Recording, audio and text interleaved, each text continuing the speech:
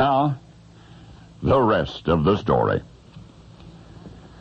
It's a very popular Michigan golf club about an hour's drive north of Detroit, and one sunny afternoon last October, as sleepy autumn shadows yawned in the sprawling fairways, the air came alive with sounds of a distant throng, the hearty music of men's laughter wafting on the already fragrant breeze, and the congregation from whence it came was in the clubhouse, an assembly of seafarers lifting their glasses to a voyage long gone by, a reunion of the crew of the USS Pandamus. Ordinarily, such a celebration would never have taken place here, but these American sailors of the Second World War were reunited as the guests of a local millionaire, a retired General Motors executive, the owner of the golf club. And for hours, the 28 former crewmen, now well into their 60s, respun the yarns of old, rekindled memories into proportions larger than life, and then Tom Hilt, the machinist's mate, sat back in his chair, and he remembered the autumn of 45, and he said, "We steamed into Shanghai Harbor." And there were lots of reasons for them all to remember that. For the war had ended. For another, there were those children. How could anybody aboard the Pandamus ever forget those children, the homeless waterfront waifs who had begged for scraps of food? One in particular, his name was Han, H-A-N.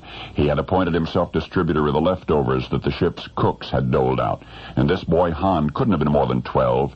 Always made sure that the other children had eaten before he would take one bite. Then Tom said, "Remember the night a pail of bilge fell over the side and landed right on the kid's head," and everybody nodded with sad, poignant smiles. The child had not been badly hurt by the bucket, but when some of the crewmen rushed down for a look, they discovered a naked, shivering, whimpering, ill, and obviously malnourished youngster who would not recover without their help. It was against regulations, of course, but Tom Hilt smuggled the boy into the crew's quarters and got him medical attention.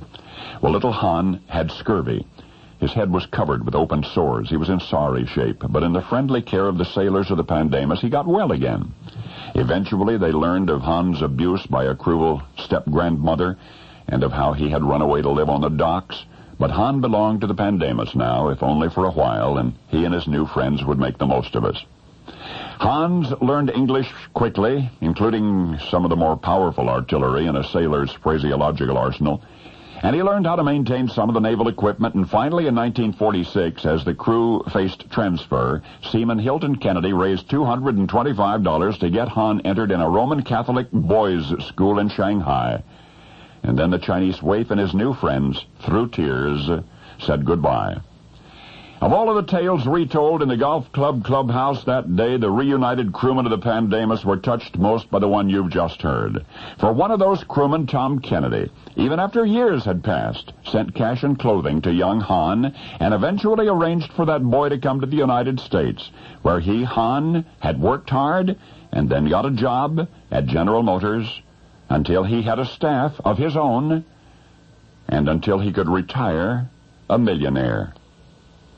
You see, the reunion of the Pandamus crew last October happened at a golf club owned by Peter Han, the strapping, handsome, 55-year-old tycoon who has not forgot the men who were nor the boy who was, homeless and hurting and sobbing in the night.